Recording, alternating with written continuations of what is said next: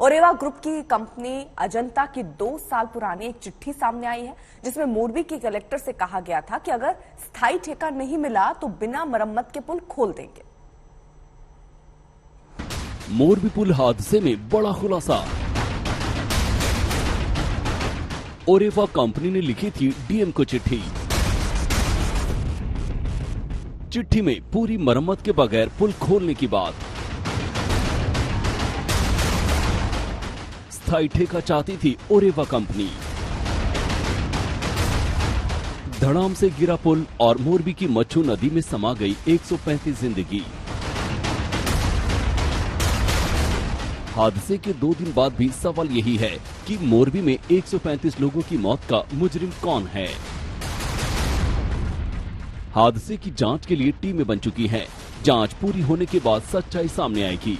लेकिन इस बीच कल शाम 2 अहम चिट्ठियां सामने आई हैं, जिससे ये खुलासा हुआ है कि मोरबी के झूलतो पुल के रखरखाव और मरम्मत को लेकर स्थानीय प्रशासन और ओरेवा कंपनी के बीच खींचतान चल रही थी। आपके टीवी स्क्रीन पर ओरेवा ग्रुप की तरफ से मोरबी के डीएम को भेजी गई चिट्ठी की कॉपी है।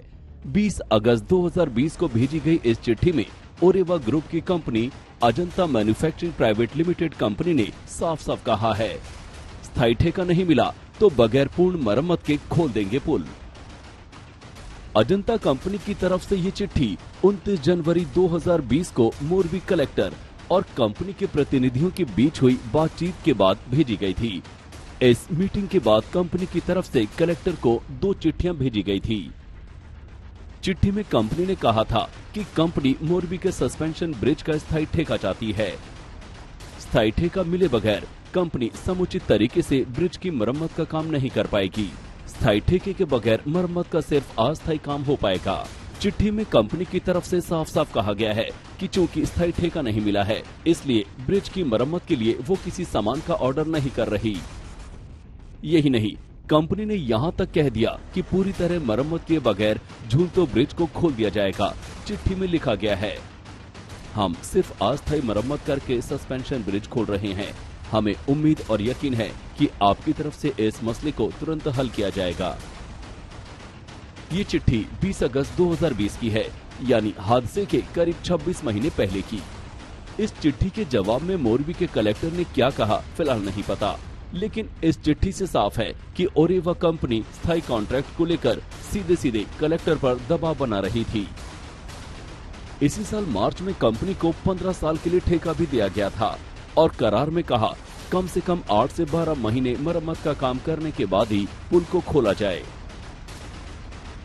फिलहाल दोनों तरफ से इस बात पर चुप्पी है कि मार्च में हुए करार के बाद भी क्या ठेकों को लेकर प्रशासन और ओरेवा ग्रुप के बीच कोई सवाल रह गए थे।